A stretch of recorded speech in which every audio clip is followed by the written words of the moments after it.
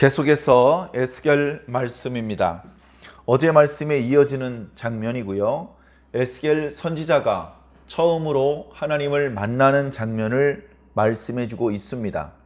말씀을 읽어보면 어저께 말씀과 마찬가지로 이게 도대체 뭐지? 말씀이 묘사하고 있는 것을 그림 또는 영상으로 상상하기 조금 어려운 그런 표현들의 말씀이 계속 이어지고 있습니다. 왜 이런 말씀을 기록하셨을까? 생각해 보면 하나님께서 보여주셨기 때문이다 라고 말씀을 드릴 수 있을 것 같습니다. 어떻게 보면 이게 중요한 건 아니죠. 중요한 건 하나님이고 하나님의 말씀입니다. 그런데 요한 사도도 보았고 이사야 선지자도 보았습니다. 다른 선지자들도 어쩌면 보았을 것입니다. 물론 선지자들이 보았다는 것은 모든 것을 다 보고 그것이 무엇인지 확실하게 알고 있다는 의미는 아닙니다. 그저 하나님께서 보여주시니까 본 것뿐입니다. 보면서도 그게 무엇인지, 그것이 무슨 의미인지까지는 선지자도 알 수 없는 것입니다. 보여주시면 보는 것이고 그 의미를 가르쳐 주시면 아는 것입니다. 그래서 보여주신 것은 보여주신 대로 기록하고 알려주신 것은 알려주신 대로 기록하는 것이 어찌 보면 선지자들의 사명이었던 것이죠. 그렇게 여러 선지자를 통해서 여러 말씀들이 기록되었고 그것들이 오늘 우리들에게 전달되었는데 이사야 선지자의 시대로부터 지금 에스겔 선지자의 시대까지는 수백 년의 시차가 벌어집니다. 그러나 그들이 만났던 하나님은 같은 분입니다. 말씀하시는 분은 하나님이십니다. 이사야도 하나님께 말씀을 들었고 에스겔도 하나님께 말씀을 들었습니다. 그런데 그들이 처음에 하나님을 만날 때 그때 참 놀라운 것들을 보았던 것이죠. 그것을 이사야 6장에는 스랍들의 모습이라고 묘사하고 있습니다. 스랍들은 모셔 섰는데 각기 6날개가 있고 서로 날고 둘로는 얼굴을 가리고 둘로는 발을 가리고 둘로는 날아다니면서 찬양하더라. 그런 모습을 보여주었습니다. 그러더니 조금 있다가 하나님의 음성이 들립니다. 그리고 그때부터는 스랍이고 뭐고 안 보이고 계속해서 하나님의 말씀만 기록했습니다. 사도 요한도 그렇게 했고 에스겔 선지자도 그렇게 했습니다. 어쩌면 이것을 모세도 보았고 엘리야도 보았을 것입니다. 그런데 모세의 글이나 엘리야의 글에는 이런 묘사는 없습니다. 없는 이유는 둘 중에 하나죠. 하나는 안 보여주셨기 때문에, 두 번째는 그걸 보긴 봤는데 그게 중요한 게 아니야. 지금 이 시대에 하나님께서 나에게 저 이스라엘 백성들에게 전하라는 말씀, 그게 중요하기 때문에 그 중요한 부분에 집중했기 때문에 그 외의 것들은 보여주지 않으시는 것입니다. 하나님이 크다 그러면 됐지 정확히 키가 몇 센치더라 그건 사실은 중요한 것은 아니기 때문에 그렇습니다. 그럼에도 불구하고 에스겔 선지자의 글에는 1장에 에스겔 선지자가 최초의 하나님을 만났을 때의 모습을 조금 신비한 그런 모양으로 말씀해주고 있습니다. 많은 이단들이 이 구절을 자기 마음대로 해석을 했고 또는 여러 가지 예수 신앙이 없는 사람들이 이 글을 읽으면서 봐라! 이 선지자가 기록한 것을 보면 이건 UFO를 본 것이다. 그렇기 때문에 기독교에서 말하는 신은 외계인이고 과학 문명이 아주 발달된 그런 문명이고 그래서 그들이 뭔가 할 때 그것이 과학적으로 이렇게 발달하지 못한 지구인의 모습에 볼 때는 그게 기적같이 보일 것이고 그것이다. 뭐 이런 식으로 설명하는 그런 글도 본 적이 있습니다. 그 내용을 이 글만 가지고서 완벽하게 알 수는 없는 것이죠. 도대체 이 네 생물이 날개가 4개라고 했다가 6개라고 했다가 각각 6날개라고 했다가 모두 합해서 6개라고 했다가 정확히 그 의미를 알기 어려운 것입니다. 그저 자기가 서 있는 쪽에서 보니까 그렇게 보였더라. 그렇게 말하는 것이 오히려 정확한 것이죠.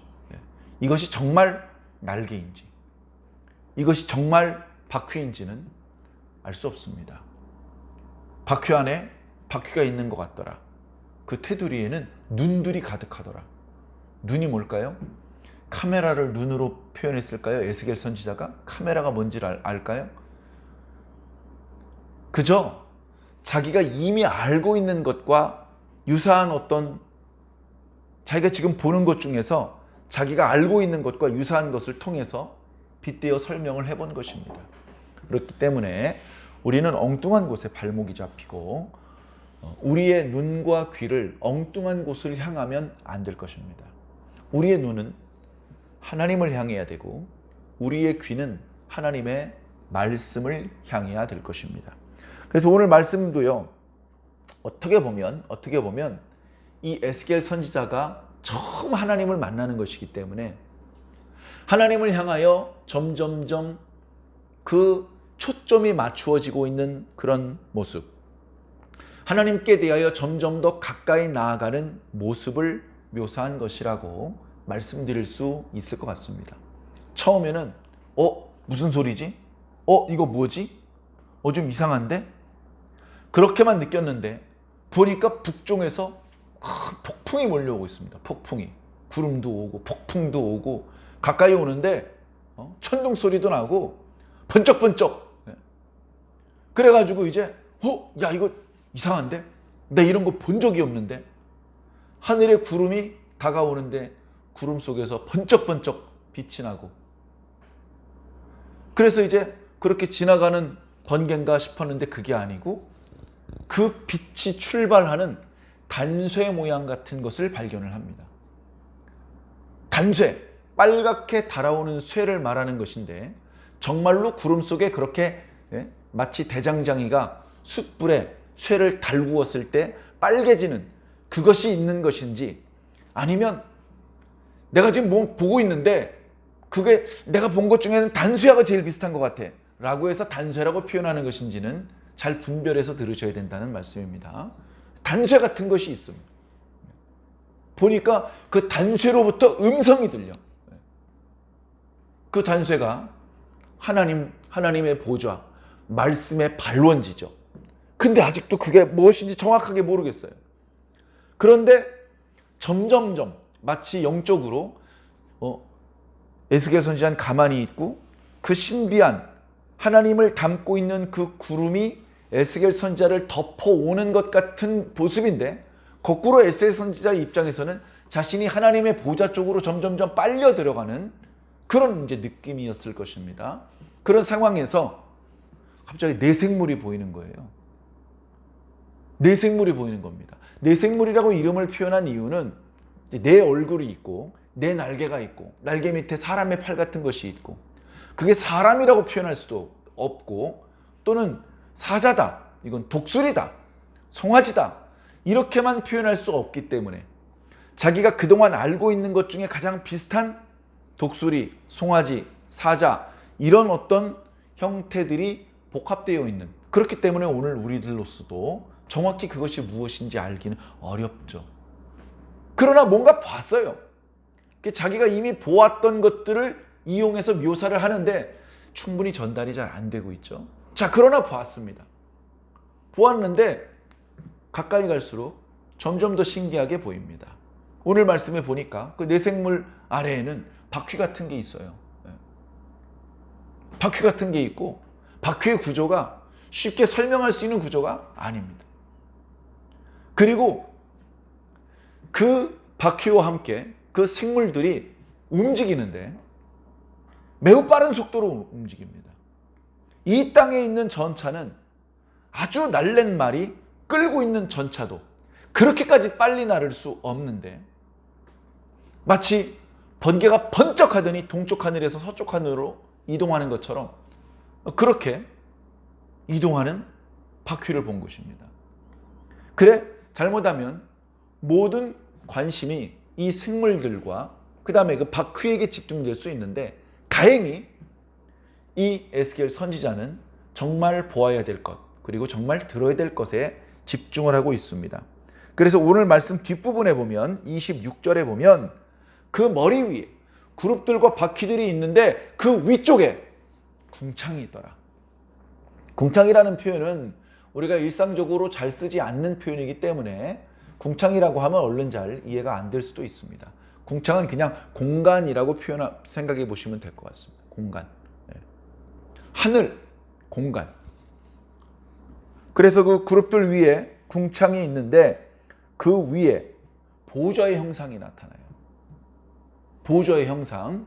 자, 보좌가 나타났다. 그러면 상식적으로 무엇을 생각하시면 되냐면 왕이 나타나셨구나. 보좌는 왕입니다. 보좌에는 오직 왕만 앉으실 수 있기 때문에 그렇습니다. 그래서 보좌라는 표현은 왕이 앉는 의자를 말하는 것이죠. 우리들이 일반 사람들이 앉는 의자는 아무리 비싼 재료로 만들었다고 해도 보좌라고 할 수는 없는 것입니다. 그 진짜 왕이 나타나는 것입니다.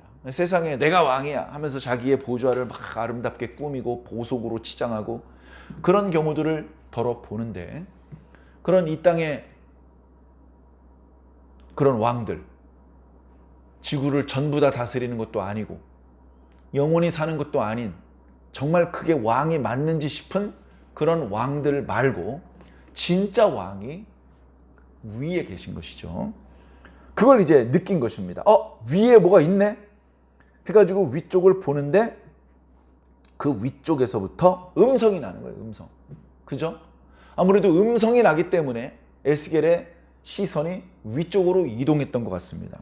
보니까 거기에 보좌의 형상이 나타나는데 남보석 같다. 그것이 빛나고 아름다운데 어떻게 아름다운지, 어떻게 생겼는지, 어떤 크기인지, 어떤 기능인지 이건 말할 수 없습니다. 그냥 자기가 아는 것 중에 제일 아름다운 거 남보석. 그래서 남보석이라고 표현을 해본 것입니다. 보좌의 형상 위에 한 형상이 있는데 사람의 모양 같더라. 자, 보좌에 앉아 계신 이가 있는데 사람은 아니야. 근데 사람 모양 같은 것이죠. 정확히 모릅니다. 너무 강렬한 빛에 더러는 어두움에 감추어져 있기 때문에 정확하게 다 알 수 없습니다. 그죠? 보여주시는 만큼 조금씩 보아가고 있는 것입니다. 그런데 가까이 가서 보니까 보좌에 앉으신 분의 허리 위쪽은 단쇠 같아. 아까 처음에 구름 속에 단쇠가 있었는데 그게 보좌에 앉으신 분의 상반신이었어. 물론 상반신이 정말로 단쇠인지 그 중에 어느 한 부분이 유난히 빛나서 전부 다 단쇠처럼 보이는 것인지 알 수가 없습니다. 자, 그리고 허리 아래쪽에도 불 모양 같아서 사방에 빛이 빛나더라. 빛이 빛나는데 그 광채는 무지갯빛 같더라. 여호와의 영광의 형상의 모양이라. 에스겔 선지자가 1절에 보면 그는 처음에 이제 제사장이라고 그랬죠. 사실은 제사장으로서 직무를 하려고 준비하며 기대하고 있었지만 제사장으로서 봉직할 수는 없었던 그런 비운의 인물이었습니다. 그런 에스겔이 하나님이시구나 느꼈습니다. 하나님이시구나. 그 말로 설명하기 어려운 어떤 권위, 권능 이런 것들이 느껴지기 때문에 그 앞에 넙죽 엎드렸습니다. 마치 사무엘이 주의 종이 듣겠사오니 주여 말씀하시옵소서 라고 하는 것처럼 이 에스겔 선지자가 하나님 앞에 엎드렸습니다. 그때 이제 2장 말씀 이후에 하나님의 음성이 들립니다. 그 이후로는 하나님께서 어떤 단쇠 같은 모양이고 남보석 같은 보좌에 앉아 계시고 그런 표현이 또 반복되지는 않아요. 물론 잠깐 그런 대목이 뒤에 나옵니다. 그러니까 왜 이런 내용이 자꾸 있지? 그냥 말씀만 하시지 왜 자꾸 본 걸 얘기하지? 이제 그런 것들이 우리로서는 다 이해하기 어렵습니다. 그러나 보여주셨으니까 기록하는 것이고 들려주셨으니까 기록하는 것입니다. 때가 되면 이 말씀의 의미도 명확하게 알려주실 것으로 믿습니다. 억지로 이것은 이거다 라고 그렇게 설명하는 것은 오히려 바람직하지 않을 수 있을 것 같습니다. 그래, 오늘 말씀을 통해서 하나님의 모습을 보면 하나님께서는 어떻게 생겼는지 상상하기도 어려운 어떤 거대한 전차에 앉아 계신 것 같은, 그래서 그것을 통해서 원하는 곳으로 어디든지 가실 수가 있고 무슨 일이든지 행하실 수 있는, 사람이 이해할 수도 없고 사람이 막을 수도 없는 그런 강력함과 그 깊이를 알 수 없는 기품을 가지고 계신 그런 하나님이 우리들에게 느껴집니다. 아직 에스겔서 말씀에 본론이 시작된 건 아닙니다. 본론에 대해서 계속해서 또 반복적으로 뒤에 나타나겠습니다마는 이후에 주시는 말씀들이 그저 장난이 아니다. 그냥 또 다른 어떤 그동안 있었던 수없이 많은 그런 여러 선지자들과 비슷한 거기서 거기인 예언이 아니다. 지금부터 하는 예언은 너무나 중요한 말씀, 너무나 엄중한 말씀이다. 세상의 심판이 임합니다. 여러분, 세상 최후의 심판이 임합니다. 최후의 심판이. 그렇게 말하면 사람들이 어떤 감정일까요? 약간 불편한 감정입니다. 불편해. 왜 그딴 소리를 해? 좋은 얘기 많잖아. 우리 목사님은 항상 보면 강단에서 불편한 소리 한단 말이야. 하나님의 말씀인데 어떡합니까? 강단에 선 목사는 성도들 듣기 좋으라고 성도들이 듣고 싶어하는 얘기를 말해주는 사람이 아니고 하나님께서 말하라고 하신 말씀을 말하는 사람입니다. 그걸 못하면 참 하나님의 종이 아니겠죠. 사람들 듣고 싶은 얘기나 하고 하나님께서 말하라는 얘기는 안 하는 그런 사람을 우리는 거짓 선지자라고 말하고, 그 거짓 선지자를 뒤따르면 복을 받지 못합니다. 구원도 받지 못합니다. 그리고 그 거짓 선지자는 끔찍한 저주를 당하게 됩니다. 그것은 하나님의 말씀, 성경 말씀이고 이미 수없이 많은 사례를 우리는 성경에서 찾아볼 수 있습니다. 그런데 현장에서 하나님의 말씀을 선포해야 되는 주의 종들이 거짓 선지자가 되라고 요청을 하시면 안 되죠. 특히 불편해도 할 수 없습니다. 하나님께서 말씀하시라고 하는 걸 어떡합니까? 왜 그런 말씀을 자꾸 하십니까? 하나님께 따지지 말고 자기 자신을 돌아보시기 바랍니다. 하나님께서 세상을 심판하십니다. 최후의 심판입니다. 불편할 뿐입니다. 자, 그런데 말씀을 전하는 에스겔 선지자는 이 심판을 내리시는 분을 봤어요. 그분을 보고 나니까 지금 땅에 쏟아지는 재앙은 너무나 부스러기야. 너무나 부스러기. 근데 그 부스러기를 맞았는데도 이스라엘 사람들, 유다 사람들은 다 죽고 전멸하고 그 땅은 더 이상 사람이 살 수 없는 땅이 돼버리고 이런 거예요. 하나님을 보고 나니까 땅에 쏟아지는 재앙은 부스러기더라. 그러면 하나님께서 부스러기가 아니고 덩어리를 던지시면 어떻게 되겠니? 하나님께서 심판하신다는 말을 하면 고마운 줄 알고 회개하셔야 됩니다. 그 심판의 불덩어리를 정통으로 얻어맞지 않으려면 지금 빨리 회개하고 하나님께 돌이키셔야 됩니다. 지금 에스겔 선지자가 보는 것을 여러분들도 보셔야 죽지 않고 살 수 있는 것입니다. 그저 교회에서 집사되고 장로되고 권사되고 그렇게 표창장 받고 칭찬 듣다가 천국 아랫목으로 바로 올라갈 것을 어쩌면 여러분 생각하실지 모르겠는데, 그렇게 여러분 입맛대로 희망대로 전개되지는 않을 것입니다. 우리는 이미 예수님을 믿고 있다고 하지만, 우리는 이미 우리의 죄를 다 회개했다고 하지만, 그러나 우리들의 말, 우리들의 생각, 우리들의 행위는 마치 전혀 예수님을 믿어본 적이 없는 사람처럼 생각하고 말하고 행동할 때가 왜 그렇게 많은 겁니까? 정말로 예수님을 믿는 사람이라면 할 수 없는 말, 정말로 하나님을 두려워하는 사람이라면 할 수 없는 행동, 그걸 왜 그렇게 많이 할까요?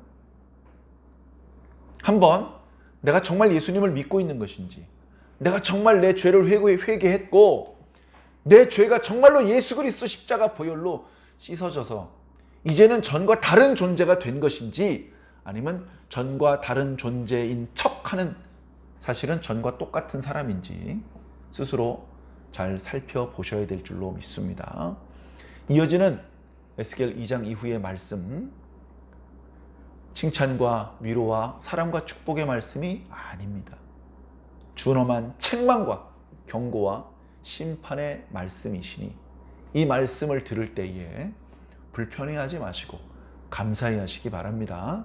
이 말씀을 들으면서 여러분 각자 자기 자신이 속한 가족, 교회, 공동체가 어떤 상태인지 점검해 보시고 정말로 이렇게 크고 강하신 하나님을 영접할 준비가 되어 있는지 다시 한번 돌아보실 수 있는 유익한 그런 시간들이 되시기를 바랍니다.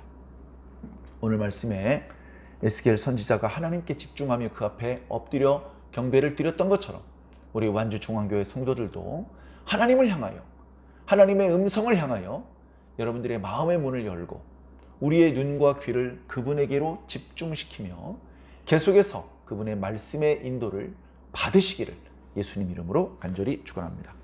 아멘.